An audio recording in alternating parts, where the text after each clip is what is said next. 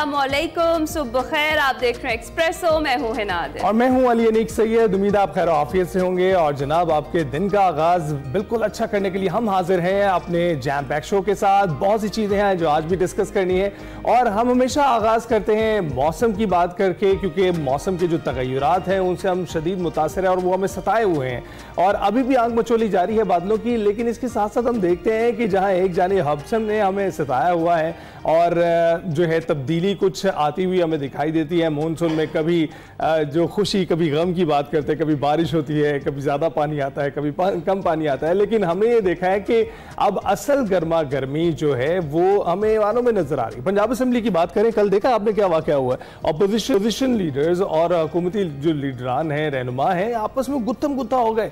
और पता नहीं हमारी रियासत संजीदा कब होगी। ईवानों में बैठे हुए जो हमारे हुक्मरान हैं, जो हमारे अवामी नुमाइंदे हैं ख़ास तौर पर, वो अगर इस तरह का रवैया आपस में रखेंगे तो पता नहीं आवाम का क्या हाल करेंगे। और अगर कभी हलकों में आमने सामने आ जाएं तो हम सोच नहीं सकते कि क्या सूरत हाल बन सकती है। और ख़ास तौर पर जो आगे आने वाली जो हमारी यूथ है, जिसने इन फ्यूचर पॉलिसी मेकिंग करनी है, उनको पता नहीं हम अपने इस रवैये से किस तरह का मैसेज देना चाह रहे हैं, और पूरी दुनिया को बल्कि अली क्या मैसेज दे रहे हैं। और देखिए, आप ईवानों में ये हाल है तो ये हलकों में क्या करेंगे जाके।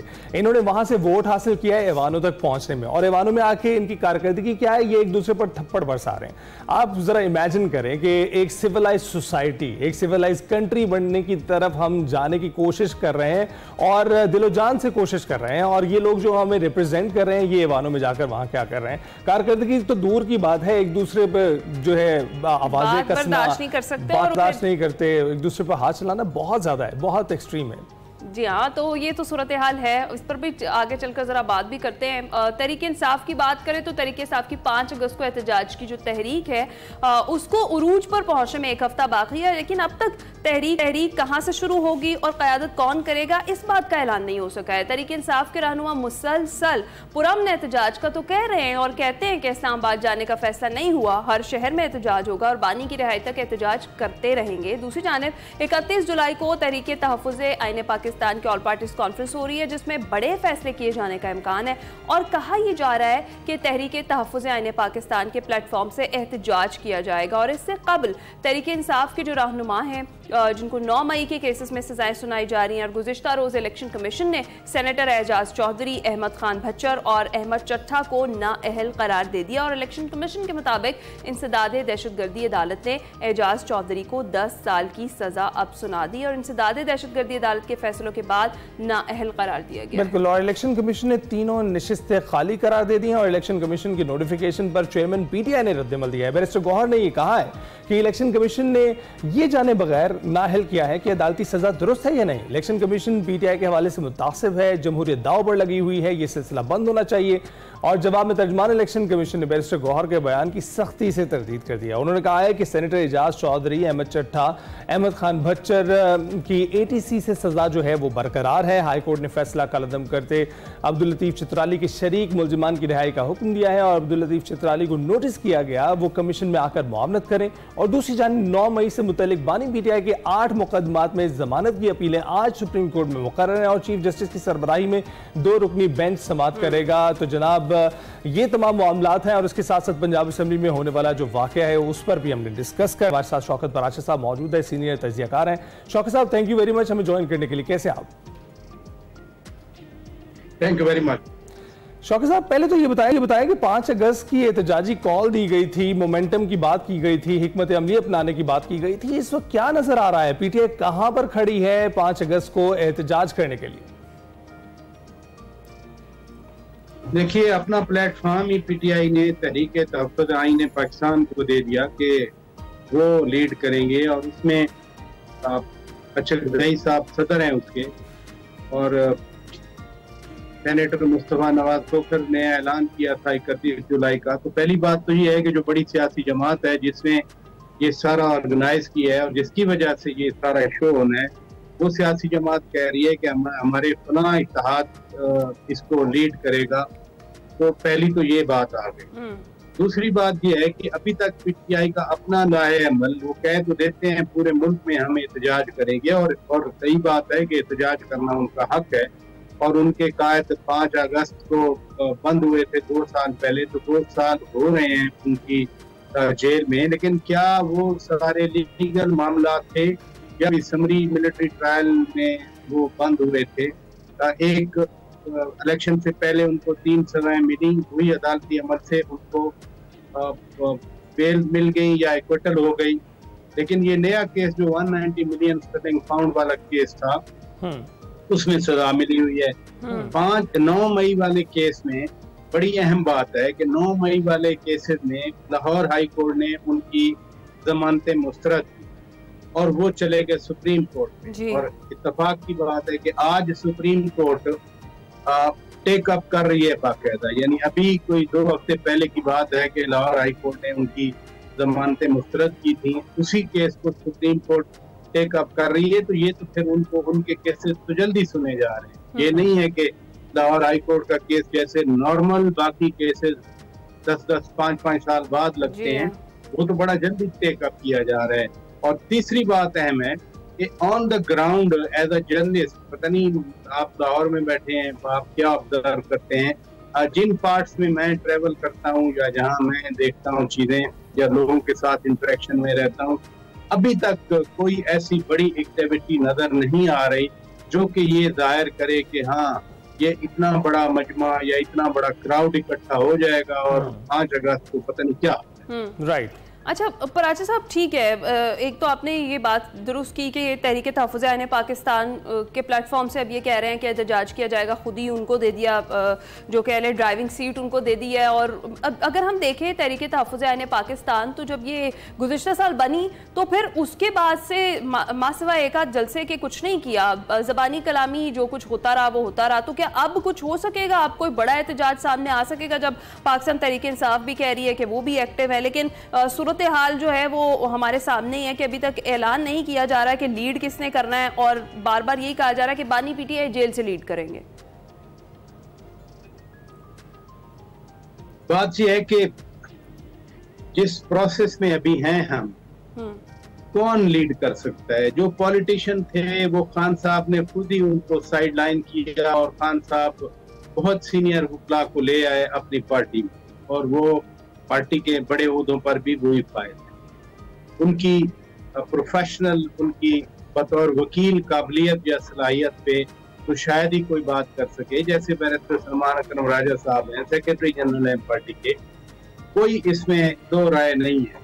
लेकिन जो पॉलिटिशियन थे जो ग्रॉस रूट पे लोगों के साथ रहते हैं, यानी सुबह उठते हैं, ग्रॉस रूट का मैं अगर आप मुझे इजाजत दें तो मैं एक एग्जांपल दे दूं। सुबह वो उठेंगे तो उनके घर के बाहर कोई 200-300 लोग खड़े होंगे, वो साइल होंगे, किसी ने थाने में फोन करवाना है, किसी ने कचहरी में फोन करवाना है। ये जो मसाइल हैं पाकिस्तान के अवाम के, तो वो ग्रॉस रूट वाले पॉलिटिशियन को साइड लाइन कर दिया तो वोट और राब्ता खत्म हो गया ना, कि जो आप मोबिलाइज करते हैं बड़ी इंपॉर्टेंट होती है मोबिलाइजेशन के लिए। आपके जो मकामी लोग हैं वो लीड करें, लेकिन वो नहीं है क्योंकि पॉलिटिशियन तो सारे साइड लाइन हो गए। अब कौन उनको निकालेगा, कौन वो?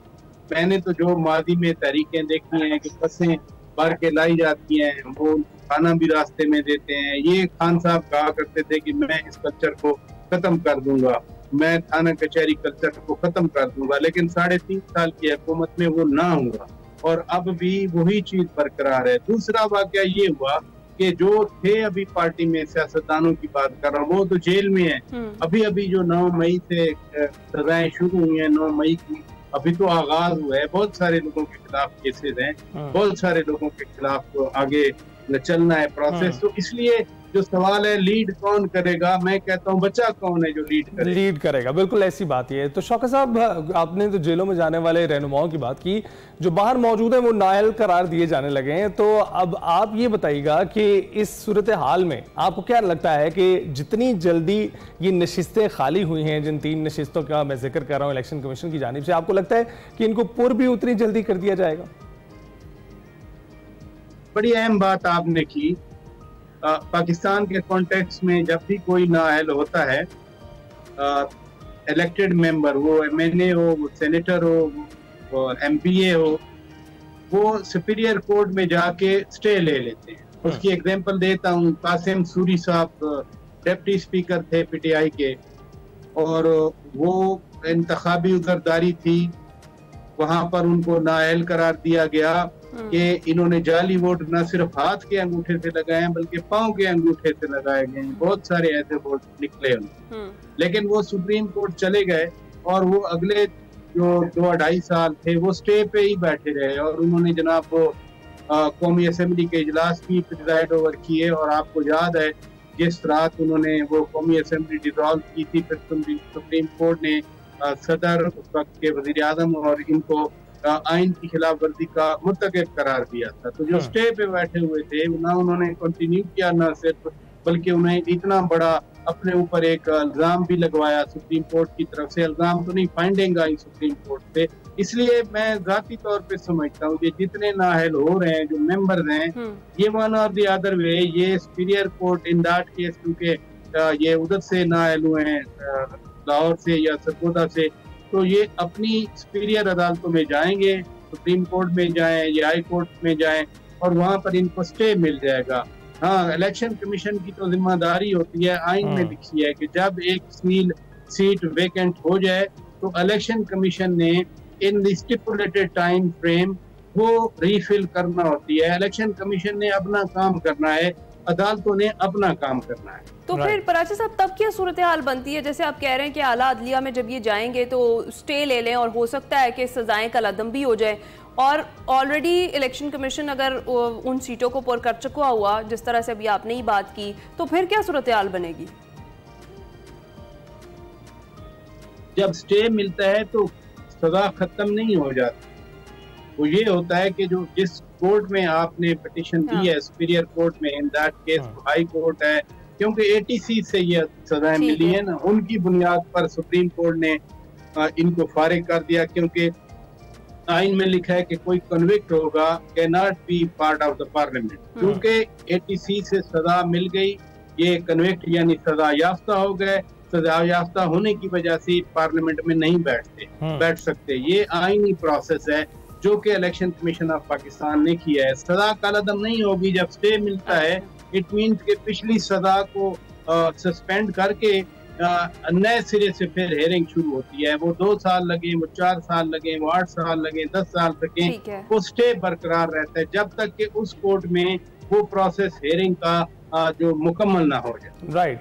तो पराची साहब, अब बानी के बेटों की बात करते हैं। पाकिस्तान आमद का कहा जा रहा था, और लेकिन वो अमेरिका से पाकिस्तान आएंगे कहा गया, लेकिन वो लंदन चले गए हैं। तो क्या आपको लगता है कि बानी के बेटे जो हैं वो अब पाकिस्तान आएंगे, एहतजाज करते हुए दिखाई दे रहे हैं? और अगर बानी के बेटे पाकिस्तान आते हैं तो तहरीक पर इसका क्या असर पड़ेगा? क्योंकि हमने माजी में भी देखा है पीपल्स पार्टी की जो सूरत हाल थी उसमें भी लॉबिंग की गई अमेरिका में जाके, लेकिन उसका कुछ खास फर्क यहाँ की सियासत पर नहीं पड़ा।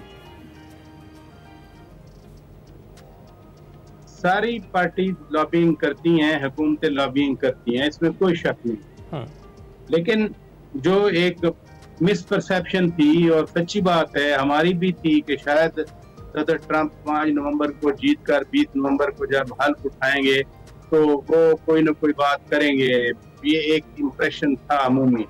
लेकिन सदर ट्रंप ने तो उल्टी गंगा बहा दी ना, वो तो इस हुकूमत के या इस हुकूमत के आला ओहदेदारों की तारीफ करने लग गए। उन्होंने फील्ड मार्शल आसिम मुनीर सैयद को से इम्प्रेस होने की बात की, इंस्पायर होने की बात की। जब उन्होंने लंच दिया तो वो तो पीटीआई का सदर ट्रंप वाला चैप्टर भी क्लोज हुआ। बाकी जो कांग्रेसमैन होते हैं या दीगर लॉबीज होती हैं, उनके साथ जैसे उनके बेटे खान साहब के गए हुए थे, मुलाकातें करते रहे।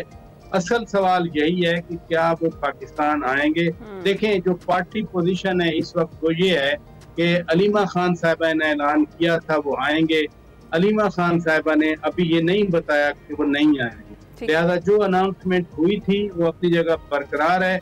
हाँ, अलबत्ता जमाइमा खान साहिबा मदर है जो उनकी, वो जाहिर है उसके बेटे हैं, वो अपने बेटों की वजह से उनके ज़हन में 100 वसवसे होंगे, खदशात होंगे, खतरात होंगे, वो अपनी जगह पे बरकरार हैं। लेकिन पार्टी जब पॉलिसी बनाएगी, बताएगी, अभी तक पार्टी को नहीं बताया गया। ये मैं आपको ऑथेंटिक बात कर रहा हूँ कि जो फैमिली है, फैमिली ने अभी तक पार्टी को नहीं बताया कि वो नहीं आ रहे। तो लिहाजा जब पार्टी को बताया गया कि वो आ रहे हैं तो वो सूरत हाल अभी बरकरार है। बिल्कुल ठीक है, बहुत शुक्रिया शौकत पराज साहब हमारे साथ मौजूद थे। खासतौर पाकिस्तान तरीके इंसाफ की जो सियासत है उसको हम डिस्कस कर रहे थे। आगे बढ़ेंगे, एक इंपॉर्टेंट अपडेट है, शामिल करते हैं।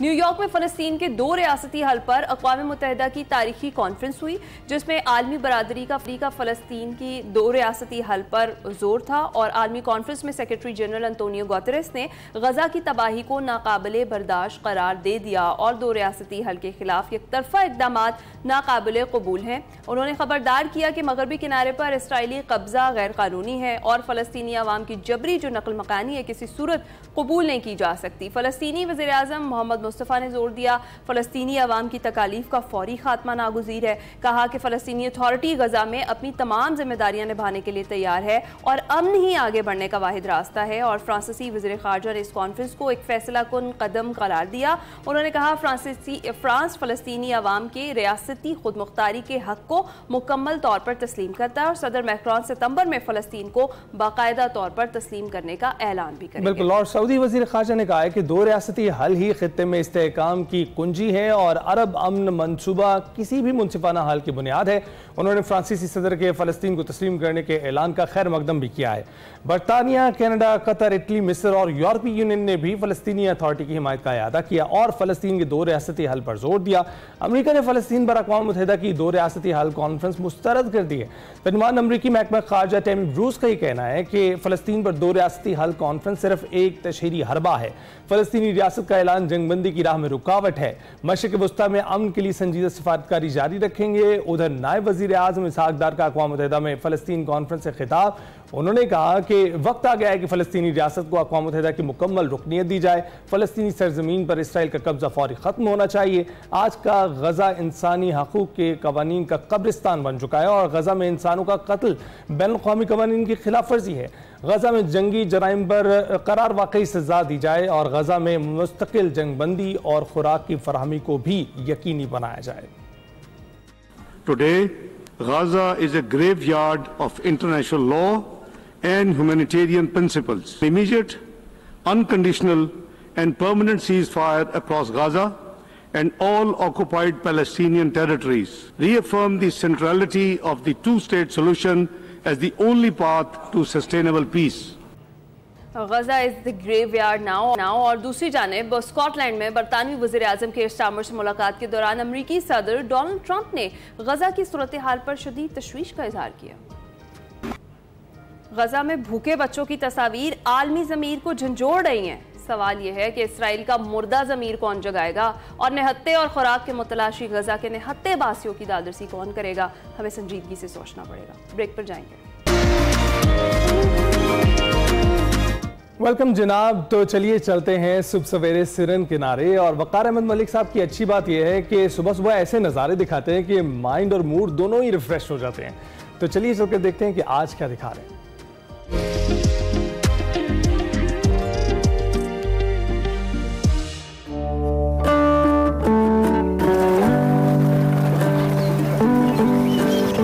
आपकी लाइब्रेरी में नुस्खा है वफा मौजूद है?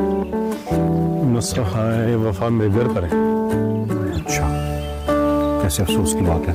हम आदियों से थोड़ा सा इधर भी हट जाए, 100 मीटर इधर हटते हैं, 100 मीटर इधर हट जाए तो नेचर अपने फुल अरूज पे।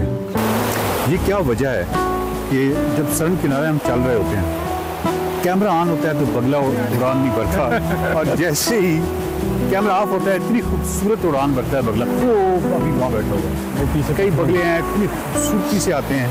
कैमरा शाही नहीं क्या, पता नहीं क्या वो गया पानी के ऊपर खूबसूरत। और ये बिल्कुल यहाँ अमूमी सा एक मंजर है।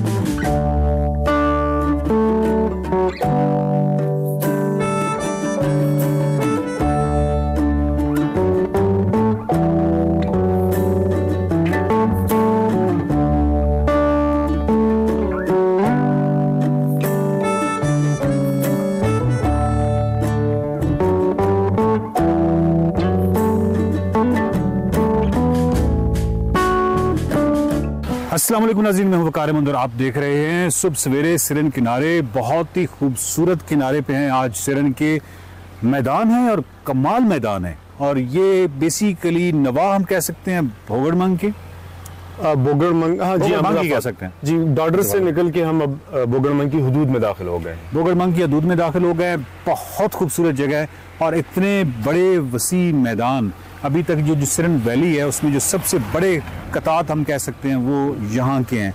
यकीनन यहाँ ज़राअत जो है बोगड़मंग की माशियात में कोई बहुत ही अहम होगा, क्योंकि ये इस जगह के हवाले से खास तौर पर यहाँ का चावल मशहूर है। मोटा चावल होता है। अच्छा, अभी इस वक्त गंदम के फौरन बाद चावल लगता है, तो और बहुत ही मांग है उसकी, बहुत कीमती है, ज्यादा महंगा है। लोग मतलब अच्छे उसके लिए इसको खरीदते हैं, तो वो लगाया जाता है। इसके बाद अभी उस फसल की तैयारी हो रही है। ज़बरदस्त। और यहाँ से अभी हम चलते हुए जब बोगड़मंग टाउन में दाखिल होंगे, तो टाउन बेसिकली कोई टूरिस्टी है या मतलब उसकी क्या अहमियत है? सिरन वैली में 2-4 पॉइंट्स ऐसे हैं कि जो मकामी रिहायशी आबादी जब आपके सड़क और आपके सिरन के दरमियान मतलब आपको विजिबली नजर आती है।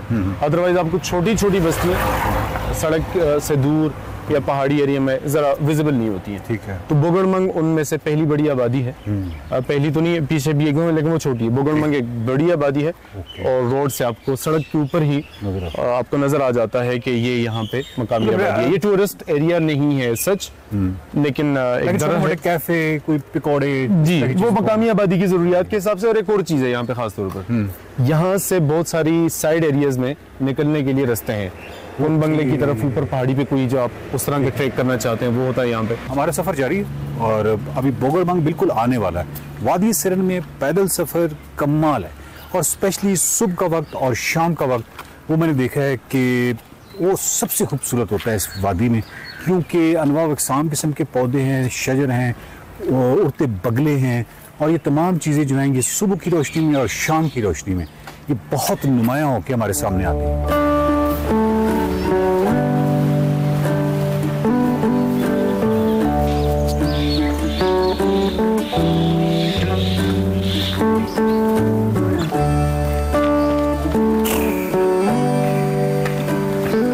अच्छा जी, पैदल सफ़र करते हुए एक जगह पे हम पहुंचे हैं और यहाँ पे एक छोटा सा बेंच पड़ा हुआ है। यहाँ पे हम थोड़ी देर के लिए आराम कर रहे हैं और अभी थोड़ी देर पहले वकास खान कह रहे थे कि ये कोई टूरिस्टी जगह नहीं है।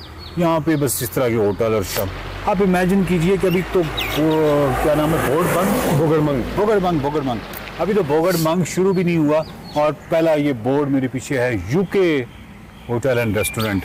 तो आपको इस यूके होटल एंड रेस्टोरेंट वाले ने इसने आपको कटहरे मिला खड़ा किया।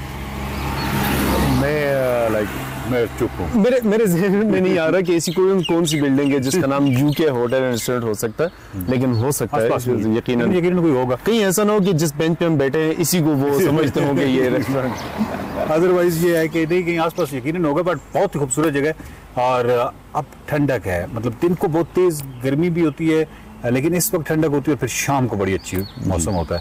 सो अभी तो बहुत अच्छा ठंडक है, बहुत अच्छे यानी सुबह सवेरे परिंदों की एक्टिविटी और शाम को बहुत ज़बरदस्त होती है, बहुत मुतहर्रिक नज़र आते हैं। दिन को पत्नी कहाँ जाते हैं, लंच शंच करते होंगे तो चलें आराम करते हैं।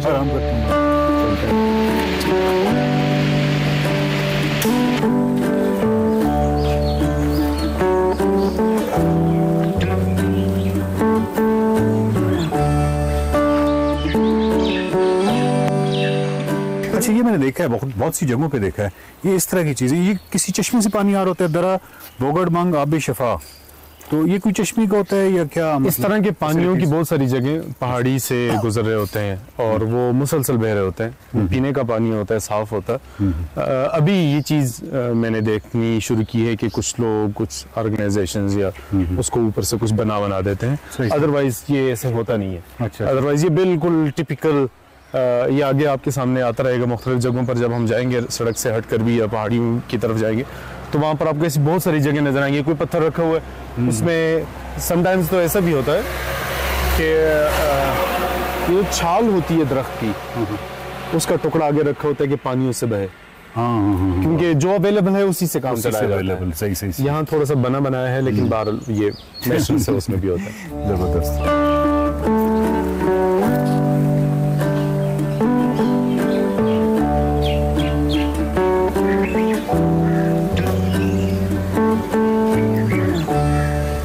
मतलब है कि बोगड़मंग के इब्तदाई आसार जी हाँ बिल्कुल, हम आबादी में पहुंचने वाले हैं। अस्सलाम वालेकुम, क्या हाल है? अस्सलाम वालेकुम। ठीक है, कितने मासूम चेहरा है। नाम क्या है? नाम चंद नाम की है तो सुना? चंद खान। चंद खान है और हम जो है वो बोगड़बंग पहुंच चुके हैं। और बस टूरिज्म का यही होता है कि आपको ऐसे बड़े प्यारे प्यारे लोग मिलते हैं, खूबसूरत चेहरे मिलते हैं और हंसते मुस्कुराते हुए चेहरे मिलते हैं। आपकी ज़िंदगियों में बहुत सारे परेशानियां भी होंगी, सब कुछ होगा, लेकिन आप टूरिज्म पे निकलते हैं तो कई दफ़ा मतलब आप बड़े इस सवाल सोचते हैं कि कई लोग कितने मतलब खुश भी हैं और ज़िंदगी उनकी मानवियत से भरपूर भी है। और हम कई दफ़ा मीनिंग की तलाश में पत्नी कहाँ हमारे फिरते हैं। तो ये इनसे पूछें अपनी ज़ुबान में, ये इसी गाँव के तुसी इसी जगह दे हो? केड़े पारली बस्ती दी उतली? अच्छा, उतली। तो पारली उतली का मतलब आप उस वाली या ऊपर वाली? बिल्कुल बिल्कुल। तो कह रहे हैं ऊपर वाली बस्ती से के रहने वाले हैं। चंद खान मकामी है और बहुत शुक्रिया तुसी असन नाल मिले हो। मेहरबानी, शुक्रिया। वाह, बोगड़बंग की जो इब्तिदा है वही बहुत खूबसूरत और हसीन है जी, मुस्कुराती हुई और खुशियां बिखेरती हुई। कोई दुकानें और कुछ आसार अभी पुराने हैं, मतलब बता रहे हैं कि कदीम कस्बा।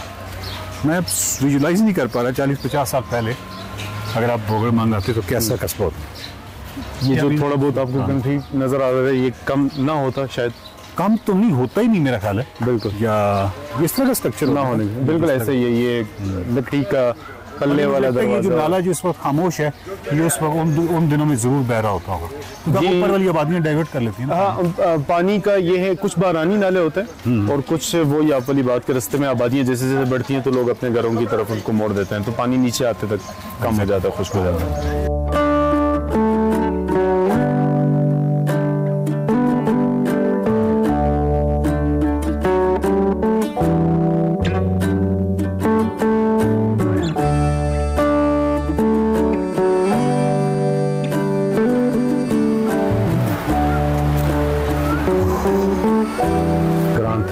अच्छा, और फिर जबूरी।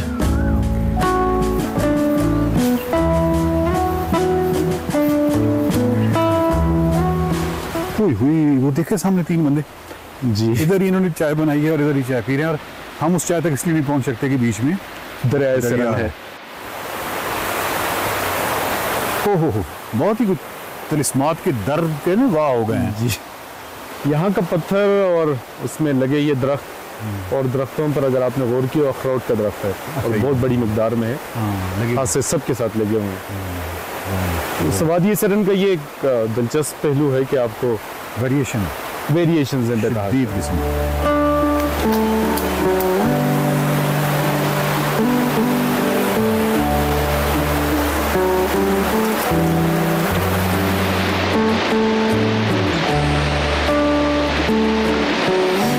दरिया के पार और दरिया के पार जो 3 साहिबान बैठे हैं, चाय बना रहे हैं, पी रहे हैं, बीच में दरिया है, तो मेरा कोई ख्याल नहीं है इस दरिया को अबूर करके चाय के चक्कर में जाने का।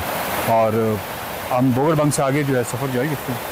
चाय तो वैसे भी बहुत शदीद किस्म की एक पुरकशिश होती है ना, उसकी कशी खींच रही होती है। और सुबह की चाय, पानी बहुत ठंडा है, पानी के किनारे बहुत ठंडा है पानी बहुत ठंडा है। मैंने अभी चेक कर लिया, ये भी मुँह हाथ धो रहे थे। लेकिन ये है कि एनीवे बहुत ही खूबसूरत विजुअल्स हैं और हमारा जो सफ़र है इस पर आगे जारी है। सुना ये है कि जैसे जैसे आप आगे बढ़ते हैं तो इस वादी के बहुत सारे जो जहतें हैं खूबसूरत, वो और ज़्यादा खुल के सामने आती हैं। देखते रहिए। क्या था सुबह सवेरे सड़क किनारे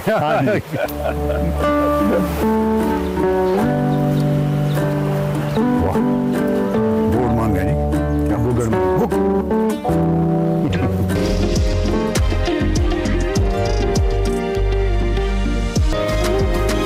वेलकम बैक। मुलाकात का वक्त है तो आपकी मुलाकात करवाते हैं नौजवान गोल्फर साद हबीब से, जिन्होंने अमेरिका में शानदार कारकर्दगी दिखाई और डेलस एमेच्योर गोल्फ चैंपियनशिप में अपने से ज्यादा तजर्बाकार गोल्फर्स की मौजूदगी में साद हबीब दूसरी पोजीशन हासिल करने में कामयाब रहे हैं। 3 रोजा इन मुकाबलों में 60 गोल्फर्स शरीक थे और साद हबीब ने परफॉर्मेंस देकर अपनी अहलियत का लोहा मनवाया। साद हबीब पाकिस्तान के नेशनल एमेच्योर गोल्फ चैंपियन हैं। मजीद साद ही से इस कामयाबी के बारे में जान लेते हैं। जी हाँ, साद हमारे साथ मौजूद हैं। Thank you so much Saad for joining us. सबसे पहले इस इवेंट के बारे में ज़रा बताएं जिसमें आपने दूसरी पोजीशन हासिल की है। कितनी ज़्यादा तैयारी थी और क्या ये आपका अब तक का बेहतरीन स्कोर था? और ये भी बताइएगा कि क्या गलती रही जिसकी वजह से आप पहली पोजीशन से दूर रहे हैं और उसको अपना नाम नहीं कर सके? जी, ये मेरा यहाँ पे सेकंड इवेंट था डेलिस एमेच्योर चैंपियनशिप और ये सीडर क्रेस्ट गोल्फ क्लब में हो रहा था। मेरा जो फर्स्ट ये बेसिकली जो टूर्नामेंट था ये 3 राउंड्स पे बेस्ड था। तो जो मेरा स्कोर था 3 राउंड्स का वो था 74, 66, 65। फर्स्ट राउंड जो था मेरा वो कोई इतना अच्छा नहीं गया as per my expectations. It was 2 over par, लेकिन वो इसकी वजह से उस दिन मैं था 28th पोजीशन। तो मैंने अपने आप को काम रखा, कंपोज रखा। उसके बाद आई प्लेड 66 जो कि 500 पार बनता है, which help me move like 20 spots ऊपर। और उसके बाद लास्ट राउंड जो था वो मेरा फील्ड में सबसे अच्छा राउंड था with 6 birdies and 1 bogey which was 500 par and which helped me secure second position। और जो गलती मेरे से हुई थी वो सिर्फ फर्स्ट राउंड की थी। First round basically scoring day था, मेरा गेम उससे इतनी अच्छी हुई नहीं। थोड़ी सी अपनी पटिंग में इश्यूज किए और थोड़ी सी हिटिंग ऑफ थी मेरी, जिसकी वजह से I struggled a lot with the hitting greens. उसके अलावा my game was all good. तो साद, फाइनल राउंड के दौरान आपके जहन में क्या गुजर रहा था, खासतौर पर जो होल्स 13, 14 और 15 पर लगातार 3 birdies के साथ आपने एक चैलेंजिंग पहले राउंड से वापसी कैसे की? जी, मैं जब गोल्फ खेल रहा था लास्ट राउंड में तो मैं ये सोच नहीं रहा था कि मुझे किसी लीडर को पकड़ना है या मैंने फर्स्ट या सेकंड फिनिश करना है। मुझे पता था कि मेरी गेम अच्छी है, मैंने प्रैक्टिस की हुई है और मेरी गेम है। I just kept on playing good golf और उसके बाद वो जो होल्स से वो birdies में कन्वर्ट होते गए और I made 3 straight birdies on the last stretch of 9 holes which helped me get on to the second position in the match। ठीक है। अच्छा, ये भी बताएं साथ कि दुनिया के बेहतरीन 60 खिलाड़ियों के साथ मुकाबला करना कैसा था, एक्सपीरियंस कैसा था और आपने टॉप गोल्फर्स के खिलाफ खेलते हुए कोई प्रेशर महसूस किया? ऑब्वियसली आप जब इस खेल रहे होते हैं तो प्रेशर ऑलमोस्ट एवरी प्लेयर होता है, लेकिन आप उसको हैंडल कैसे करते हैं वो डिपेंड करता है। For me it was quite normal.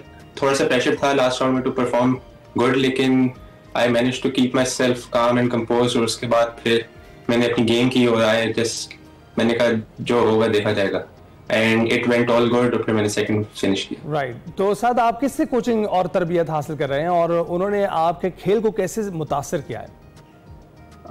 Coaching इन पाकिस्तान तो हमारे पास इतने कोचेज नहीं है, ट्रेंड बहुत लिमिटेड है। तो फ्रॉम द बिगनिंग मैं खुद ही सेल्फ ट्रेन कर रहा था और थोड़ा सा 1-2 कोचेस थे जो मुझे हेल्प कर रहे थे। बाकी उसके बाद यहाँ पे हमारे कैंप्स होते थे, मैंने थोड़ी सी प्रैक्टिस की, थोड़ी सी पाकिस्तान में की। वरना जनरली आपके पास पाकिस्तान में प्रैक्टिस फैसिलिटीज थोड़ी सी कम है। आपके पास 1-2 गोल्फ कोर्सेज हैं लाइक रोमांजा एंड राया इन लाहौर जिस पे आप अच्छी प्रैक्टिस कर सकते हैं, लेकिन we do lack practice facilities in Pakistan और जिसकी वजह से मेरे ख्याल से हमारे पास काफ़ी अच्छे प्लेयर्स हैं जो परफॉर्म कर सकते हैं अच्छा, लेकिन नहीं कर पा रही क्योंकि उनको वो जो एटमॉस्फेयर है, वो जो ग्रीन टर्फ्स जो यहाँ बाहर आपको जिन पे आपको खेलना होता है वो वहाँ पे अवेलेबल नहीं होती, जिसकी वजह से काफ़ी प्लेयर्स यहाँ पे स्ट्रगल करते हैं अपनी पटिंग में, अपनी हिटिंग में। तो आई गेस अगर वो सब चीज़ें प्लेयर्स को वहाँ पे प्रोवाइड की जाए बाय द PGF जो कि वो अभी अच्छा कर रही है पहले से, तो I guess there will be more players playing on the international tour। बिल्कुल बिल्कुल, आप सही कह रहे हैं साथ। अगर वो सारी फैसिलिटीज़ प्रोवाइड की जाए तो बिल्कुल टैलेंट तो बहुत है हमारे पास। अच्छा, आप बताएं आपका पसंदीदा गोल्फ जो प्लेयर है वो कौन है और आप उनके बारे में सबसे ज़्यादा किस चीज़ की तारीफ करते हैं? ऑब्वियसली मेरा जो फेवरेट गोल्फ प्लेयर है वो टाइगर वुड्स है और अभी जब मेरा जो फर्स्ट टूर्नामेंट था यहाँ पे US जूनियर एमेच्योर उसमें उनकी रिप्रेजेंटेशन भी थी क्योंकि चार्ली वुड्स भी खेल रहा था जो उनका बेटा था, तो उनको देख के बहुत अच्छा लगा और we saw him practicing on the range. तो yes, Tiger Woods is my favourite player so far. Right. तो बैनुल-अक़वामी सतह पर पाकिस्तान की जब आप नुमाइंदगी कर रहे थे उस दौरान का कोई यादगार तजर्बा या चैलेंज वो नाज़रीन के साथ शेयर करेंगे? जी, अब ये जो मेरी इससे पहले लास्ट ईयर में खेला था सैन डिएगो कैलिफोर्निया में, उसमें मैंने टाइट 4th फिनिश किया था तो लास्ट ईयर मेरा यही गोल था कि मैं नेक्स्ट टाइम जब यूएस आऊँ और परफॉर्म करूँ तो बेहतर पोजीशन लूँ, और इस दफा अल्हम्दुलिल्लाह मैंने सेकंड पोजीशन ली है in the Dallas amateur championship, और next time I hopefully will prepare more better और कोशिश करूंगा कि सेकंड को फर्स्ट में कन्वर्ट करूं इंशाल्लाह, क्यों नहीं, ज़रूर। अच्छा साद, आपके ख्याल में ये जो आपकी रीसेंट जो कारकर्दगी है जिसकी आप बात भी कर रहे हैं, आपके फ्यूचर के जो गोल्फिंग करियर है उसको कैसे मुतासिर करेगी? यस, इसका इम्पैक्ट होगा मेरे गोल्फिंग करियर पे when I want to be a professional golfer, क्योंकि एट द एंड ऑल जितने भी आपके सारे एमेच्योर गोल्फर्स होते हैं उनका at the end of the day goal ही होता है to play as a professional golfer somewhere on PGA tour, Asian tour, European tour. तो yes, this will help me keep me motivated and और जितनी गलतियां मैंने की हैं उससे मैं सीखूंगा, तो this will help me to go further in my career in the professional golf. तो आने वाले टूर्नामेंट्स के लिए आपके मंसूबे और मकासद क्या हैं? जी, जो नेक्स्ट टूर्नामेंट्स अब मेरे इनकमिंग होंगे उन पे मैं ये फोकस करूंगा कि जो गलतियां मैंने यहाँ भी की हैं इन 2 टूर्नामेंट्स में, या जो लास्ट टूर्नामेंट था मेरा, वो रिपीट ना करूं, उनसे जो सीखूं कुछ और अपनी पोजीशन को इंशाल्लाह सेकंड से फर्स्ट पे लेके जाऊं। बिल्कुल ठीक है। अच्छा साहब बताएं, सिदर क्रेस्ट जो गोल्फ कोर्स है और वो आपको कैसे मिला, और ये भी कि शदीद जो गर्मी है उसने खेल को मुतासिर किया, और पाकिस्तान और बैरून मुल्क गोल्फ खेलने में बुनियादी फ़र्क क्या महसूस किया आपने? जो मेन डिफरेंस है 2 चीज़ों का है आई गेस। एक कंपटीशन लेवल जो आपका पाकिस्तान में है वो एज कम्पेयर टू बाहर बहुत कम है, आपको पाकिस्तान में इतना कंपटीशन नहीं मिलता क्योंकि there is not many golf courses in Pakistan. और जो सेकंड डिफरेंस है वो आपके गोल्फ कोर्सेज का है, जो हमारे गोल्फ कोर्सेज हैं in Pakistan, like except 2 golf courses like Rumanza और राय जिसका मैंने पहले बताया था, बाकी पे आपको वो ग्रीन्स और प्रैक्टिस फैसिलिटीज अवेलेबल नहीं होती जो आपको यहाँ पे खेलने के लिए जरूरी होती हैं, जिसकी वजह से mostly players from Pakistan lack करते हैं अपनी पटिंग में और स्पेशली अपनी आयरन गेम्स में या शॉर्ट गेम्स में, जो कि मैंने इस वीक थोड़ा सा स्ट्रगल किया था, but I tried to manage in this tournament which I did.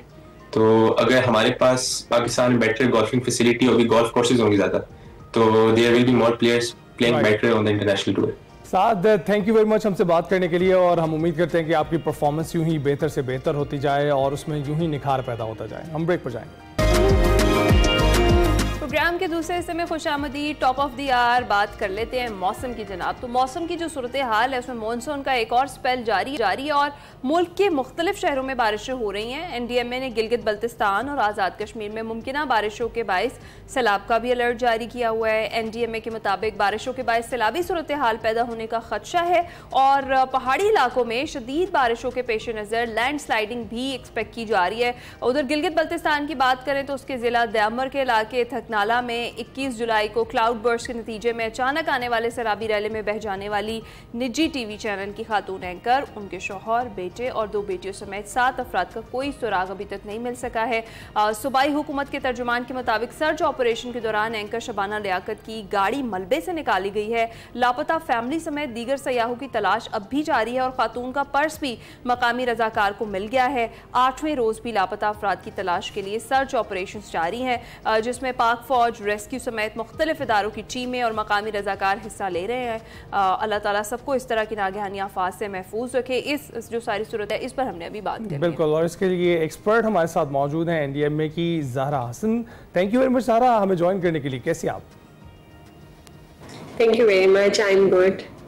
Zahra, सबसे पहले तो ये बताइएगा ये जो 5th स्पेल आया है इसको कितना स्ट्रॉन्ग या कितना कमज़ोर देख रहे हैं, क्योंकि ये लग रहा है कि ये पिछले 2 स्पेल्स की निस्बत कमज़ोर है। जी बिल्कुल, ये जो 5वां स्पेल है मानसून का, ये एज कम्पेयर टू जो पिछले गुज़श्ता स्पेल थे उनकी निस्बत जो है ये मीडियम इंटेंसिटी का है। जैसे कि हम सबको पता है कि हम we are in the middle of the monsoon और नॉर्मली अगस्त में जो है वो बारिशें जो हैं वो थोड़ी इंटेंस होती हैं और लगातार होती हैं।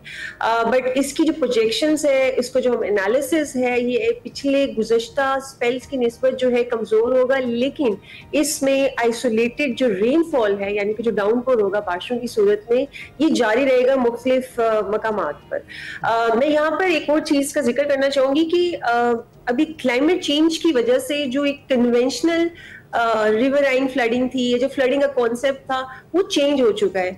अभी अगर आप जो पिछले स्पेल्स की वजह से हमने इस्लामाबाद में कुछ इंसिडेंट जो हैं वो भी विटनेस किए हैं, जैसे कि सैदपुर में एक ही दिन में 200 मिलीमीटर बारिश हुई थी, लेकिन इस्लामाबाद के एयरपोर्ट में 10 मिलीमीटर बारिश रिकॉर्ड की गई थी। तो ये तमाम क्लाइमेट चेंज की वजह से ये चेंजेस आ रही हैं, जिसकी वजह से एकदम से इंटेंस इवेंट्स होते हैं जो कि लोकलाइज फ्लडिंग की सूरत में, क्लाउड बस्ट की सूरत में या अर्बन फ्लडिंग की सूरत में हम देखते हैं। ठीक है। अच्छा सारा साहिबा, इसके साथ ही जरा ये बताइएगा कि ये जो हैवी स्पेल्स थे पिछले, उनमें जानी और माली नुकसान का अभी तक का तखमीना क्या लगाया गया है? जो इन्फॉर्मेशन आपके पास है वो शेयर कीजिएगा प्लीज। जो अभी तक मानसून में जो 26 तारीख से लेके 26 जून से लेके अभी तक जो मानसून की वजह से जो कैल्टीज हुई हैं वो 281 है, जो कि हमने तमाम पीडीएमएस से जो है रिपोर्ट गैदर करके ग्राउंड से वो इंफॉर्मेशन लेकर हमने उसको क्यूमुलेट किया है, उसको गैदर किया है अपनी सिचुएशन रिपोर्ट की सूरत में। और जो इंजरीज हुई हैं वो अराउंड 676 है। इसके साथ साथ जो ज्यादा कैल्टीज हुई हैं उसकी जो 56% जो कैल्टीज हुई है, the reason was house collapsed.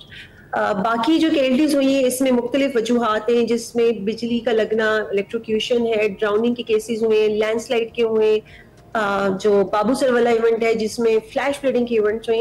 तो ये मुख्तलिफ वजूहात की वजह से ये कैल्टीज जो हैं वो रिपोर्ट की गई हैं। इसके साथ साथ 1500 से जायद जो है वो घरों को नुकसान पहुंचा है, जिसमें पार्शल भी है, कुछ पार्शल नुकसान पहुंचा है, कुछ कंप्लीटली कोलैप्स हो चुके हैं। तो ये जितनी भी इंफॉर्मेशन जो है एक सिचुएशन रिपोर्ट की सूरत में एनडीएमए डेली जारी करता है, जो कि हमारी वेबसाइट पर मौजूद है। राइट। तो ज़ारा, अगर हम समझने की कोशिश करें कि कितनी बारिश हो रही है इन स्पेल्स के दौरान, तो कई जगह रिपोर्ट किया जा रहा था कि 200 से जायद है, कई जगह 400 से जायद भी बताई जा रही थी। खासकर चकवाल की अगर बात करें तो वो रिपोर्ट हो रही थी 423 के पास। क्या ऐसा हुआ है या ये रिपोर्ट्स जो हैं वो फेक हैं और ऐसी सूरत हाल में फ्लैश फ्लडिंग, अर्बन फ्लडिंग का ज़्यादा खतरा होता है? जी बिल्कुल, जैसा कि मैंने बताया कि क्लाइमेट चेंज जो है वो अब एक इरेटिक बिहेवियर में आ चुका है। ना सिर्फ आज बल्कि पिछले कई सालों से हम इसका जो फिनोमेना देख रहे हैं ये काफी इरेटिक है। Like whatever we predict but it changes और it varies with the time. तो बिल्कुल बारिशें जो हैं वो रिकॉर्ड की गई हैं। अभी मैंने आपको सैदपुर की मिसाल दी है। इसके अलावा अगर आप सेंट्रल पंजाब में देखें जहाँ पे हिल टॉरेंट्स एक्टिवेट हुए थे, वहां पे भी ये इंटेंस बारिशें रिकॉर्ड की हैं। सिंध में हमारे पास काफी बारिशें रिकॉर्ड हुई हैं, स्पेशली जो कोस्टल साइड है।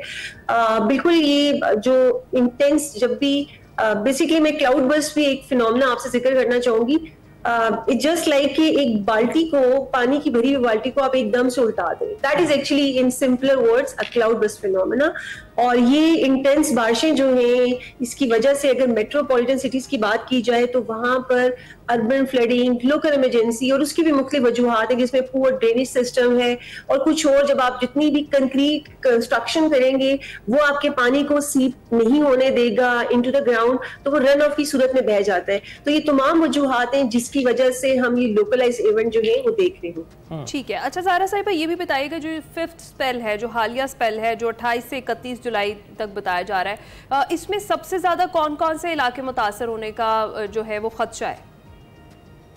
अच्छा, ये स्पेल जो है वो 27 तारीख को स्टार्ट हो चुका था और ये ईस्टर्न साइड से आया था और सेंट्रल पंजाब से ये स्टार्ट हुआ था।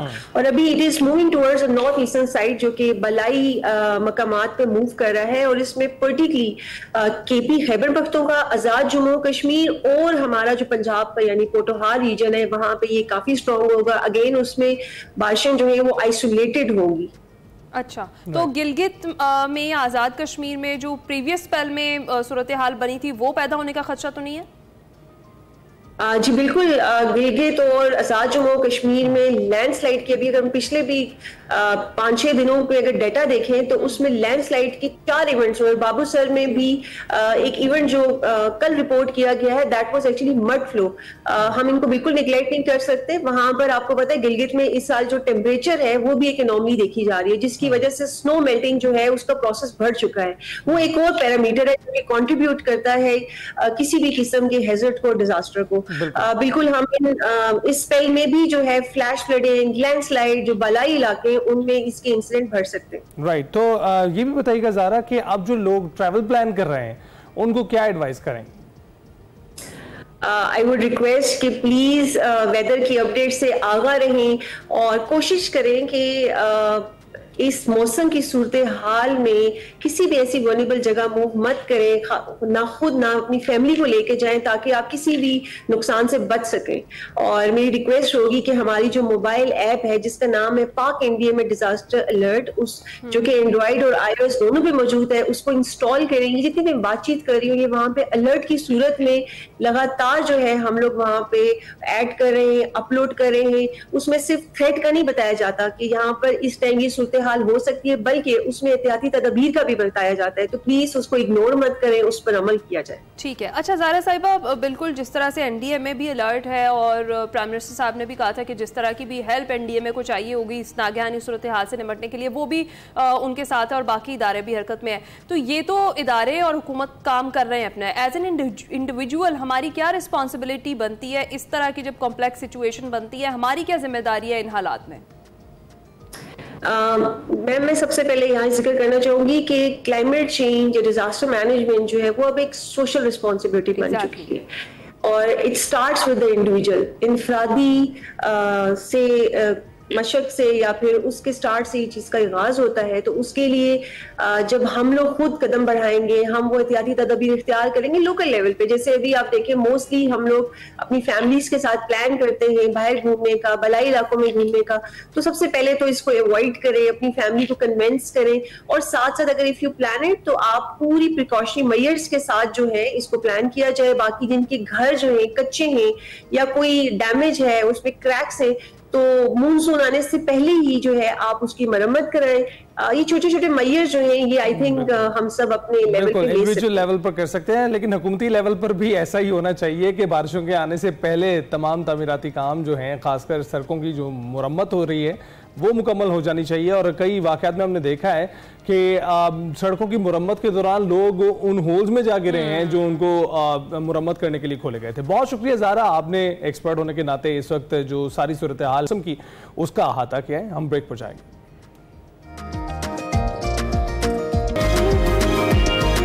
वेलकम बैक नाज़रीन। आज की हमारी मेहमान एक ऐसी शख्सियत हैं जिन्होंने ज़िंदगी के कठिन लम्हात को लफ्ज़ों का रूप देकर ना सिर्फ अपने दिल का बोझ हल्का किया है, बल्कि उन लातादाद जो लोग हैं उनके दिलों को भी सहारा दिया है जो किसी ज़ाती गम, दुख या खला से गुजर रहे हैं। ये नाज़रीन, हम बात करें healing in the shadow of loss की मुसन्निफ़ा सायरा शेख की। एक ऐसी नॉन फिक्शन बुक है जो ज़ाती तजर्बात पर मबनी ज़िंदगी को सामने रख कर लिखी गई है, जो पढ़ने वाली जो क़ारीन हैं उनको ना सिर्फ ज़िंदगी के तजर्बात से आगाह करती हैं बल्कि उसे सेल्फ हेल्प की तरगीब भी देती हैं। सायरा वैसे तो बिजनेस वूमन हैं और अपना ज़ाती ब्रांड भी चला रही हैं, लेकिन उनकी असल शनाख्त उनकी ये किताब है जो दर्द को अल्फाज में ढाल कर दिलों को जोड़ती है। और उनका मानना है कि हमारे माशरे में गम को दबाया जाता है, इस पर बात करना कमज़ोरी समझा जाता है और यही खामोशी अक्सर दिलों को मज़ीद तोड़ देती है। मज़ीद सायरा हमारे साथ मौजूद है, उनकी किताब के हवाले से उन्हीं से जान लेते हैं कि किन लम्हात में उन्होंने किताब लिखने का सोचा और क्या ज़ाती तजर्बात रहे, ज़ाती गम को अल्फाज में ढालने का सफ़र कैसा था और पाकिस्तानी माशरे में जज्बाती और जहनी सेहत पर बात करना क्यों ज़रूरी है। जी हाँ, सायरा हमारे साथ मौजूद हैं। अस्सलाम वालेकुम सायरा, गुड मॉर्निंग, आप कैसी हैं? वालेकुम अस्सलाम, वेरी गुड मॉर्निंग। आप लोगों को भी अल्हम्दुलिल्लाह खैरियत से। अच्छा सायरा, सबसे पहले तो ये बताएं कि MBA की डिग्री और बिजनेस के साथ ये मुसन्निफा बनने का ख्याल कैसे पैदा हुआ? एक्चुअली जब मैंने लिखना शुरू किया तो लिखने का मुझे जब टाइम मेरा स्टार्ट हुआ अपनी जर्नलिंग में, तो इस ख्याल से मैं ये नहीं लिख रही थी कि मैं ये एक बुक लिख रही हूँ या I did not have the intention कि मैं ये इसको बुक के फॉर्म में पब्लिश किसी टाइम पे करूँगी। ये बहुत एक पर्सनल जर्नी थी मेरी और राइटिंग एक्चुअली मेरे लिए एक वो सोर्स था जहाँ मैं अपने जज्बात, अपने फीलिंग्स को लिख सकती थी, उनको नेविगेट कर सकती थी। तो वो एक पर्सनल जर्नी जो मैं लिखती रही, उसके बाद it became a source of self reflection for me. मैंने उसको देखा कि वो कितनी पॉजिटिविटी मेरी जिंदगी में ला रहा था, मेरी जर्नलिंग मुझे किस तरह से बदल रही थी। तो जब मैंने ये चीज़ें अपनी फ्रेंड्स के साथ और अपनी फैमिली के साथ शेयर करनी शुरू की, आई रियलाइज्ड कि एक कनेक्शन बनता था कि लोग अपने एक्सपीरियंसेस शेयर करते थे, वो अपनी ग्रीफ स्टोरीज को बताना शुरू कर रहे थे and that was creating a lot of positivity. और लोगों के अंदर ये एक करेज पैदा हो रही थी that they wanted to open up about emotions जो उन्होंने काफ़ी अरसे तक जिसके बारे में उन्होंने बात नहीं की हुई थी। तो जब मुझे ये रियलाइज हुआ कि ये मेरे अल्फाजों से लोगों को भी ये फर्क पड़ सकता है और लोगों को भी ये हेल्प पहुंच सकती है, एक कनेक्शन कम्युनिटी में बिल्डअप हो सकता है, that is when I decided कि ये एक बुक बन लेनी चाहिए and I have to publish this. Right, तो Saira, how important do you think it is कि आप किसी से अपने ऐसे वाक़यात शेयर करें, you open up about yourself to somebody जो कि आपकी वनरेबिलिटी शो करता है और देन दे रियलाइज कि सामने वाला भी उतना ही वनरेबल है जितने आप हैं, तभी वो भी ओपन अप करता है। आपको कितना ज़रूरी लगता है कि ऐसा करना हमारे माशरे में बहुत ज़रूरी है इस वक्त? एब्सोल्युटली बहुत ज़रूरी इसलिए है क्योंकि अगर आप अपने इमोशंस को सप्रेस करते हैं, वो आपकी मेंटल हेल्थ और आपके फिजिकल वेलबीइंग के लिए इट कैन बी डेट्रीमेंटल, उसके कॉन्सिक्वेंसेज होते हैं।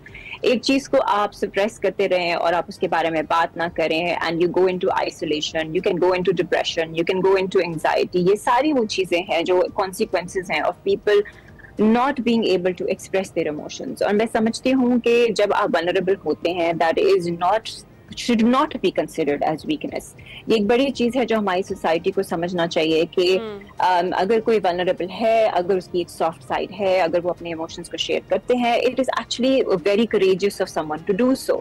और उसमें आप लोगों के तजर्बों से, लोगों के लाइफ एक्सपीरियंसेस से आपको सीखने को बहुत कुछ मिलता है। आपका ना सिर्फ you are improving yourself, you're giving an opportunity for others to be motivated and inspired by you। ठीक है। अच्छा सायरा, एक तरह से आप कम्युनिटी बेस्ड हीलिंग की बात कर रही हैं, इसको जरा मजीद एक्सप्लेन करेंगी इस कॉन्सेप्ट को आप?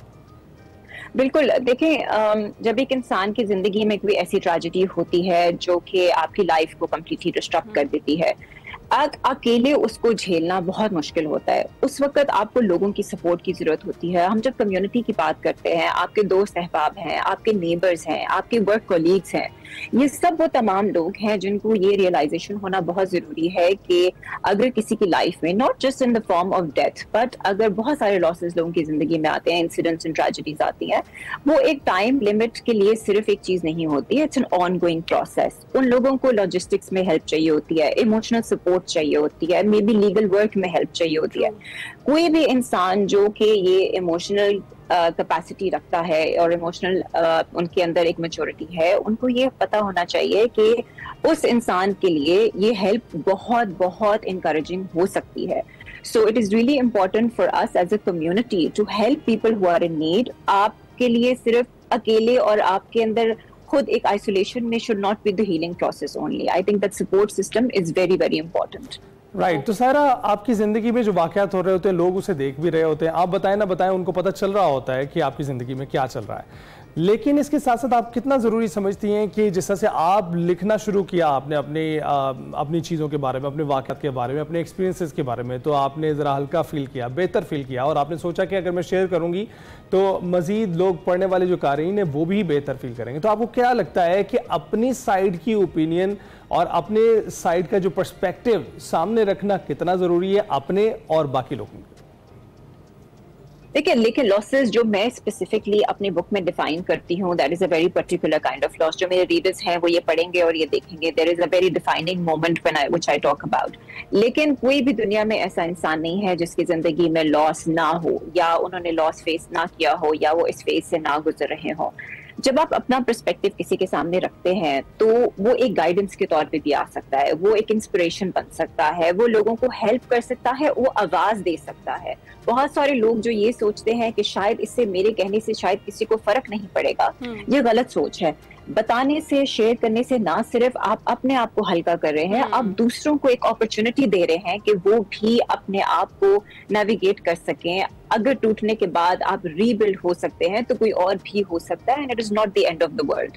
बिल्कुल ठीक है। अच्छा सायरा, अगर अभी हम देखें तो हमारे मुआशरे में जो किताब लिखने और खासतौर पर पढ़ने का जो कल्चर है ना, वो कम होता जा रहा है। एक तो इसकी रीज़न क्या है, इसके हमारी सोसाइटी पर नेगेटिव इम्पैक्ट्स क्या हैं, उस पर भी ज़रा बात कीजिएगा। और जब आपने सोचा कि आप इस बुक को पब्लिश करेंगी तो आपके जहन में था कि आपको जो ऑडियंस है वो मिल जाएगी, क्योंकि फिजिकली बुक पढ़ने का जो कल्चर है वो काफ़ी हद तक ख़त्म हो गया है?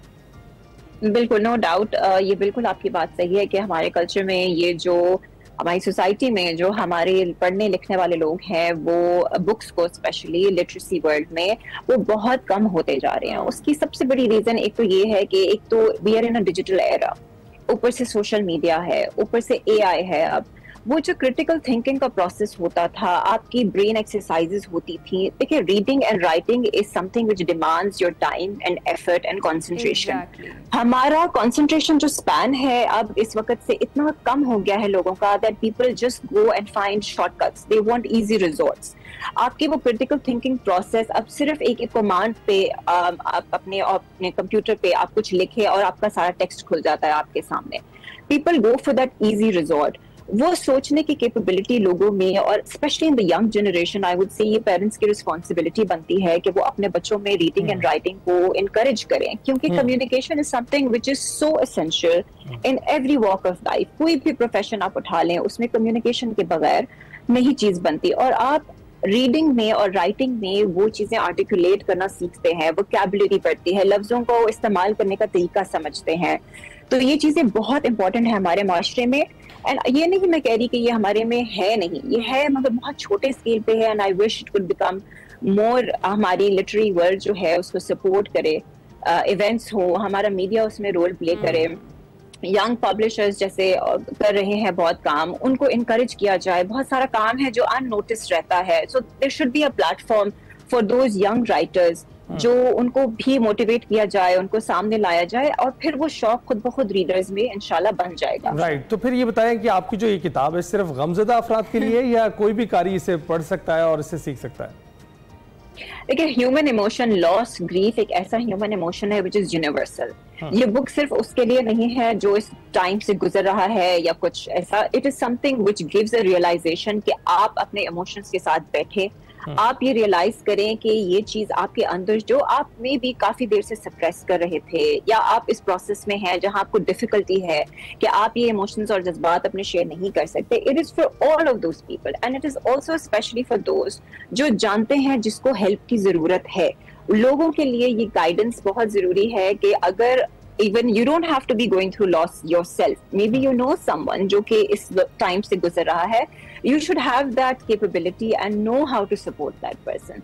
So it is definitely something which is a very universal read. It's a non-fiction book on self-help, which is something कि कोई भी वो पढ़ेगा, I hope and I really I have this desire कि उनकी जिंदगी में एक पॉजिटिव इम्पैक्ट इससे आएगा इंशाल्लाह। Thank you so much. Saira Sheikh हमारे साथ मौजूद थी, healing in the shadow of loss की मुसन्निफा, और जिस तरीके से उन्होंने बताया है कि किस तरह से ये जो बुक है ये एग्जैक्टली सोसाइटी को कंबाइन करने के लिए, जिस तरह से जो हमारे दुख दर्द हैं वो साझे होते हैं, ये कहा जाता है ना सादा अल्फाज में, तो इस बुक के थ्रू वो उन्होंने अपनी जो है वो पेश की है। इसके साथ ही हम जाएंगे ब्रेक पर, कुछ ही देर में हाजिर होंगे।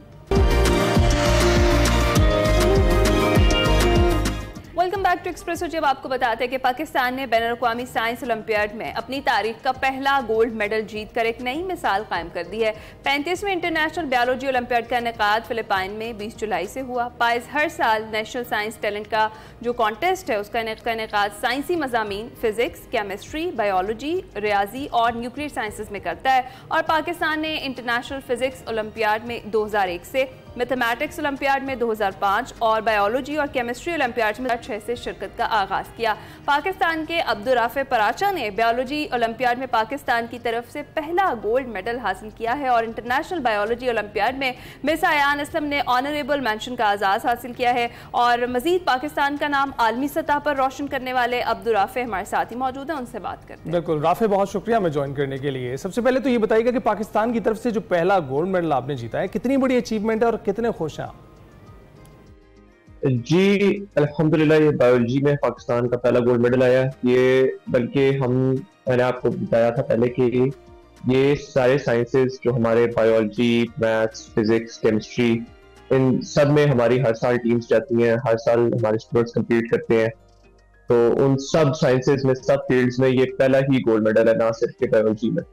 तो ये अल्हम्दुलिल्लाह एक मेरे लिए तो एक बहुत ही बड़ी एजाज की और फख्र की बात है, और मुल्क के लिए भी यकीनन एक बहुत बड़ी एजाज और फख्र की बात है कि गोल्ड मेडल हमारे मुल्क का भी आ सकता है, क्योंकि एक स्टिग्मा बना हुआ है हमारे किसी सोसाइटी में, हमारी इन जो सर्कल्स में स्टेम वाले कि जो जाते हैं स्टूडेंट्स, जो जाते हैं कंपेटिटर्स वगैरह, उनका ज्यादा यही होता है कि मे भी पाकिस्तान वाले गोल्ड मेडल नहीं जीत सकते, बाहर के कुछ मुल्कों वाले भी यही कहते हैं।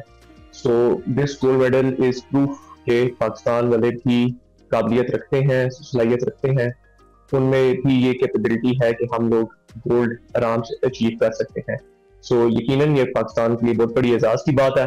पर्सनली मैं भी इससे बहुत खुश हूँ, मेरी फैमिली भी अल्हम्दुलिल्लाह बहुत खुश है, जिनसे ऑफिशियल से भी मैं मिला हूँ अभी तक, वो भी इस मेडल से बहुत खुश है अल्हम्दुलिल्लाह। बिल्कुल अब्दुल राफे, हम सबके लिए इसकी बात है। अच्छा, जीत के बाद बताएं कि सबसे पहले किससे आपने बात की और जब वापस आए तो कैसा आपको रिस्पांस मिला? जीत के बाद सबसे पहले मैंने अपनी अम्मी से बात की। वो स्टेज से मैं उतरा, मैं बाहर गया ऑडिटोरियम से और मैंने सबसे पहले अपनी अम्मी को फोन कॉल की। मेरी अम्मी भी मेरी दादो और फूफो के साथ देख रही थी। उस वक्त लाइव स्ट्रीम ये हो रहा था फेसबुक पे, तो वो देख रही थी साथ साथ। तो उस वक्त अम्मी भी काफी खुश थी, इमोशनल होगी थोड़ा। वो फोन पे मैंने उससे फिर बात की, फिर उसके बाद मैं वापस अंदर चला गया क्योंकि इवेंट जारी था। तो काफी अच्छा रिस्पांस था सबका अल्हम्दुलिल्लाह इस जीत पर। मैं एयरपोर्ट पे जब पहुंचा तो मेरे रिसेप्शन के लिए मेरी पूरी फैमिली खड़ी हुई थी, अम्मी, दादो, फूफो, मेरे दोनों भाई। तो उन्होंने एयरपोर्ट पे भी काफी मेरे लिए रिसेप्शन तैयार करके रखा हुआ था, मुझे हाथ भी पहनाए, मुझे बुके भी दिए। इसी तरह जो मेरे साथ थे मेरे टीममेट्स, उनके भी वालिदैन मेरे लिए बुके वगैरह लेके आए थे। तो अच्छा रिसेप्शन मेरे लिए एयरपोर्ट पे भी अल्हम्दुलिल्लाह मिला था। बेहतरीन इस्तकबाल हुआ है आपका राफे। ये ओलंपियाड के बारे में हमें बताइएगा, किस तरह के मुकाबले होते हैं, इसकी तैयारी कैसे की जाती है? ये ओलंपियाड इंटरनेशनल बायोलॉजी ओलंपियाड कहलाता है। ये बेसिकली हर साल होते हैं इंटरनेशनल साइंस ओलंपियाड्स, जो साइंस में फिर आगे फर्दर ब्रांचिंग होती है। उस ब्रांचिंग में फिर आप बायोलॉजी, फिजिक्स, केमिस्ट्री, मैथ्स और न्यूक्लियर साइंस, बेसिकली इन 5 में पाकिस्तान कम्पीट करता है। तो इन 5 में से किसी एक में भी आप कर सकते हैं पार्टिसिपेट, एंड फिर उस बेसिक सब्जेक्ट को लेके आप आगे चलते हैं और उस सब्जेक्ट के लिहाज से आप कम्पीट करते हैं। सो मैंने बायोलॉजी चुनी फॉर कंपटीशन। तो और ये जो सारे ओलंपियाड्स होते हैं ये डिफरेंट ममालिक में होते हैं। फॉर एग्जांपल दिस ईयर मैं बायोलॉजी ओलंपियाड में कम्पीट किया तो मैं गया फिलिपाइन मुल्क। इसी तरह जो फिजिक्स वाले थे वो फ्रांस के, एक्सेट्रा एक्सेट्रा। डिफरेंट ममालिक जाते हैं बच्चे हमारे कम्पीट करने के लिए, पाकिस्तान को रिप्रेजेंट करने के लिए बेसिकली। तो ये हर साल होते हैं ओलंपियाड्स। बाकी ओलंपियाड्स का मुझे इतना अंदाजा नहीं, लेकिन जो मेरा अपना बायोलॉजी ओलंपियाड है ये 2006 से पाकिस्तान इसमें पार्टिसिपेट कर रहा है। हर साल 4 स्टूडेंट्स की टीम होती है, उसे ट्रेनिंग दी जाती है हुकूमत की तरफ से। स्टेम और प्यास का एक जॉइंट वेंचर है, HEC स्टेम प्यास। ये बच्चों को ट्रेन करते हैं, ट्रेन करके उन्हें वो बाहर भेजते हैं फॉर रिप्रेजेंटेशन ऑफ पाकिस्तान, ताकि और फिर बच्चे यकीनन मेडल्स भी जीत के आते हैं, पाकिस्तान को रिप्रेजेंट करते हैं। सब कुछ ये साथ साथ चलता रहता है। तो ये एक काफी बड़े पैमाने पे ओलंपियाड हर साल रखा जाता है। इसमें 80+ ममालिक, 80 से ज्यादा जायद अमूमन आए होते हैं, और कई ऐसी इंडिपेंडेंट टीम्स भी होती हैं जो किसी मुल्क से ताल्लुक नहीं रखती, यानी एक ग्लोबल सतह पे तो ये काफी बड़ा कंपटीशन होता है। बिल्कुल ठीक है। अच्छा, इस कंपटीशन जिसका आप जिक्र कर रहे हैं बायोलॉजी ओलंपियाड, इसके लिए आपने अपनी तैयारी कब से शुरू की थी और कितने माह तैयारी की और दिन में कितनी देर तक आप पढ़ते थे? इस कंपटीशन की तैयारी देखिए असल में एज सच कोई खास नहीं होती। इसकी वजह यह है कि जो हम पाकिस्तान में भी पढ़ते हैं अल्हम्दुलिल्लाह, सारे बच्चे अपने 9th, 10th, first year, second year या O लेवल, A लेवल के कोर्स में ज्यादातर उसी कोर्स के हिस्से में से कि इस ओलंपियाड के सवाल आए होते हैं बहरहाल। लेकिन हमें उन्होंने रेफरेंस बुक्स दी होती हैं थोड़ी बहुत ओलंपियाड वालों ने। वो रेफरेंस बुक एक होती है कैंपबेल बायोलॉजी, तो वो बुक हम पढ़ते हैं, वो फ्रंट टू बैक वो उन्होंने कहा होता है आप पढ़ लें। बाकी रेफरेंस के लिए वो हमें और बुक्स अगर आप पढ़ना चाहें तो आप पढ़ सकते हैं। मेन मैंने वही बुक पढ़ी थी जिसकी तैयारी जो मैंने की। उसके अलावा हमें यही स्टेम और प्यास वालों ने एक हमारे लिए ट्रेनिंग कैंप तैयार किया होता है कि हम बाहर जाने से पहले, रिप्रेजेंटेशन के लिए जाने से पहले, वो हमें महीने के लिए ऑन साइट टू यूनिवर्सिटी बुलाते हैं ऑफ आवर रिस्पेक्टिव सब्जेक्ट। तो मसलन मैंने बायोलॉजी ओलंपियाड में कम्पीट किया, इस वजह से मुझे फैसलाबाद में है national institute of biotechnology and genetic engineering निजी, तो ये प्यास टेंडर आती है यूनिवर्सिटी, मुझे वहां पर बुलाया गया फॉर अ मंथ। 15 जून से 15 जुलाई में उधर रहा। उधर मैंने ट्रेनिंग ली डिफरेंट प्रोफेसर से, different PhD students etcetera etcetera. उन्होंने हमारी ट्रेनिंग की डिफरेंट प्रैक्टिकल्स में, डिफरेंट इसी तरह थ्योरेटिकल्स में भी। उससे पहले भी मैं 2 दफा जा चुका था फैसलाबाद इसी तरह की ट्रेनिंग के लिए, जिसमें हमारे साथ साथ सिलेक्शन भी होती रही। तो उस लास्ट महीने में ही हमने काफी ज्यादा पढ़ा। हम पूरा दिन सुबह 8 से लेके शाम 4 हम यूनिवर्सिटी में होते थे, और फिर शाम 4 को हम वापस अपने रूम्स में जाके भी काफी पढ़ते थे। तो सिर्फ मैंने नहीं, मेरे जो टीममेट्स थे हम सब ने काफी मिलकर रिग्रेस ट्रेनिंग किया और काफी पढ़ा। राइट, तो इस कंपटीशन में आपके जो दीगर फेलोज हैं उन्होंने कौन कौन सी कामयाबियां समेटी हैं? मेरे जो दीगर फेलोज जो इस साल हमारी टीम गई थी वो दैट कंसिस्टेड ऑफ 4 मेंबर्स। उसमें एक मैं था, एक मेरी स्कूल फेलो सारिया जुल्फकार थी, एक लाहौर से हमारा लड़का था उसका नाम अयान असलम, एंड एक शकरगढ़ से लड़की का ताल्लुक था अरूज फातिमा पास। हम चारों की टीम थी। तो हम चारों ने मिलकर पढ़ा, काफी कुछ मेहनत की, उधर जाके भी परफॉर्मेंस हम सब की अल्हम्दुलिल्लाह अच्छी रही। लेकिन due to the nature of the competition, कि ये कंपटीशन ही एक ऐसा है जिसमें पूरी दुनिया से बेस्ट ऑफ द बेस्ट उठ के आए होते हैं, इस वजह से मेरे फेलोज को एज सच इतने कोई अनफॉर्चुनेटली एजाज नहीं मिले, हालांकि उनकी परफॉर्मेंस भी बहुत अच्छी थी। जो ये अयान असलम था लाहौर से ताल्लुक रखने वाला, इसे एक ऑनरेबल मेंशन जरूर मिला है, लेकिन मेरे बाकी 2 टीममेट्स को एज सच कोई एजाज उन्होंने नहीं दिए इन द पास्ट। लेकिन मेरे फेलोज की अच्छी कारकर्दगी रही हुई है। इंटरनेशनल बायोलॉजी ओलंपियाड में हमारे 2 सिल्वर मेडल्स भी आए हुए हैं और ब्रॉन्ज मेडल्स तो अक्सर ही हमारे आते रहते हैं इस ओलंपियाड में। बिल्कुल ठीक है। अच्छा अब्दुल राफे, अब जरा ये बताएं कि फ्यूचर गोल्स क्या हैं आपके, क्या बनना चाहते हैं, और आइंदा भी इस तरह का कोई कंपटीशन है नज़र में जिसमें आपने पार्टिसिपेट करना है? मुस्तकबिल में मेरा इरादा देखिए डॉक्टरी का ही है, जैसे कि अक्सर ही बच्चों का जो बायोलॉजी में इंटरेस्ट रखते हैं पाकिस्तान में होता है। मुझे डॉक्टरी का, मेडिकल का, इंसानी जिस्म के अंदर जानने का कि ये कैसे काम करता है, क्या इसके हिस्से हैं वगैरह वगैरह, इसका मुझे काफी शौक है। तो इंशाल्लाह मेरा यही इरादा है आगे जाके। अभी मैं 2nd ईयर से पास आउट, अभी रिजल्ट आना है मेरा 2nd ईयर का, तो इंशाल्लाह अभी साथ साथ मैं MD कैट की तैयारी भी करूंगा, मेडिकल एडमिशन टेस्ट भी दूंगा इंशाल्लाह। आगे मेरा डॉक्टरी का इरादा है। एंड जहां तक बात रही कंपटीशन की, इस कंपटीशन के लिए अब मैं इनएलिजिबल हो चुका हूँ कि मैं अब अगले साल इस कंपटीशन में मैं हिस्सा नहीं ले सकता, क्योंकि उन्होंने क्राइटेरिया स्ट्रिक्ट रखा होता है कि आप एक स्पेसिफिक एज से ऊपर या आप वंस यूनिवर्सिटी आप ज्वाइन कर लें, आप इस कंपटीशन में हिस्सा नहीं ले सकते, क्योंकि ये स्ट्रिक्टली हाई स्कूल स्टूडेंट्स के लिए होता है। सो जहां तक इस कंपटीशन की बात रही, मैं इसमें हिस्सा नहीं ले सकता, लेकिन मैं जरूर जो अगली जनरेशन से आएंगी मैं उनसे कहता हूँ कि बढ़ चढ़ के इसमें हिस्सा लें। वो मैं उन्हें गाइड भी करने को तैयार हूँ, सब कुछ करेंगे इंशाल्लाह, सबकी ट्रेनिंग भी करेंगे। इसके अलावा अगर कोई कॉम्पिटिशन आते हैं जिसमें मैं पाकिस्तान की नुमाइंदगी फिर से कर सकता हूँ, अपने मुल्क का नाम रोशन करने का मुझे फिर से मौका मिलता है, तो मैं जरूर उनमें हिस्सा लूंगा। Right Rafe, thank you very much हमसे बात करने के लिए। और जनाब देखें कि राफे पहली बार बायोलॉजी में गोल्ड मेडल लेकर आए हैं। यूँ तो हम जानते हैं कि पाकिस्तान के जो टैलेंटेड डॉक्टर्स हैं वो पूरी दुनिया में सर्व कर रहे हैं। इस वक्त US में बहुत सारे पाकिस्तानी डॉक्टर्स हैं जो उनके हॉस्पिटल्स में काम कर रहे हैं, और अब एक नया एडिशन होने वाला है। और राफे का हमें थैंक यू करना चाहिए कि गोल्ड मेडल्स भी अब बायोलॉजी में आना शुरू हो गए हैं। हम ब्रेक पर जाएंगे।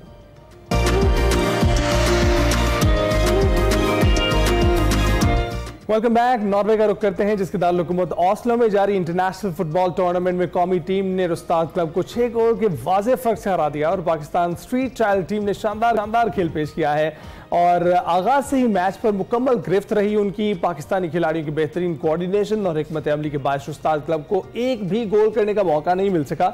आलमी सतह पर होने वाले सबसे बड़े यूथ फुटबॉल नॉर्वे कप 2025 के इफ्तिताही रोज Pakistan street child football team का पहला मैच 1-1 गोल से बराबर रहा था, और मैच के आखिरी लम्हात में हरीफ टीम मॉडर्न FC ने गोल करके मुकाबला 1-1 से बराबर कर दिया। जी हाँ, नॉर्वे के बच्चों और नौजवानों की बहबूद के लिए सरकर्दा 100 से ज़ायद तंजीमों की अंजुमन national council of Norwegian children and youth organization के तहत ये होने वाले टूर्नामेंट में दुनिया भर से टीमें अपनी मदद आपके तहत शिरकत करती हैं। जी, हमारी टीम का आज भी मैच है, हमें गुड लक बोलेंगे उनको, क्योंकि जो पहले मैच में कारकर्दगी है इंशाल्लाह हमें पता है कि आगे भी यही होनी है, और फिर फाइनल्स में भी हमारी टीम नजर आएगी हमें, तो विश यू गुड लक। हमारी जो स्ट्रीट चाइल्ड फुटबॉल टीम है हमेशा इस तरीके से पाकिस्तान का नाम और सर फखर से बिल्कुल, और जो लोग फॉलो नहीं कर रहे हैं प्लीज फॉलो कीजिएगा। बहुत ही मजेदार ये कप है और हमेशा की तरह हमारी पाकिस्तानी टीम जो है वो कारकर्दगी दिखा रही है। तो जब कोई टीम परफॉर्म कर रही होती है तो उसको अप्रिशिएट करने के लिए लोग भी चाहिए होते हैं, और जो मद्दाह है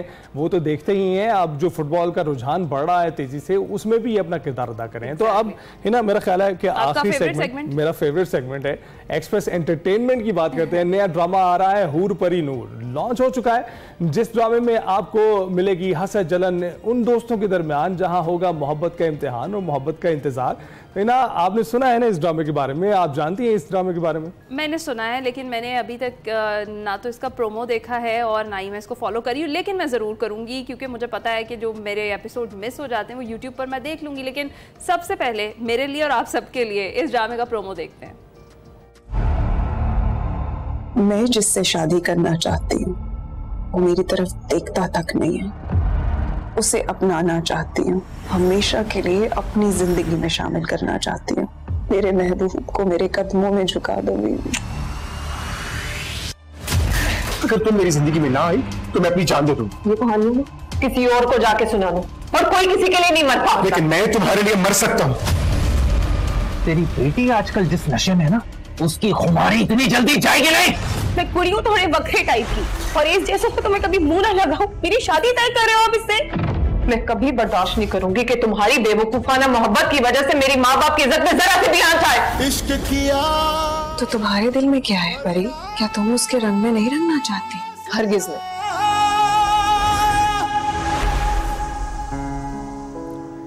प्रोमो तो शानदार है, लेकिन ये मानना पड़ेगा कि जिसने भी नाम रखा है शानदार नाम है, हूर परी नूर। तो देखना मत भूलिएगा हर पीर से जुमे तक रात 7 बजे सिर्फ एक्सप्रेस एंटरटेनमेंट पर। और जैसे इन्होंने आपको बताया है कि अगर आपका कोई एपिसोड मिस हो गया है तो बिल्कुल फिक्र करने की बात नहीं, यूट्यूब पर सारी एपिसोड्स मौजूद हैं। इसी के साथ ही हम आपसे इजाजत चाहेंगे, आपसे मुलाकात होगी कल। अपना ख्याल रखिएगा, फीडबैक जरूर दीजिएगा। अल्लाह हाफिज।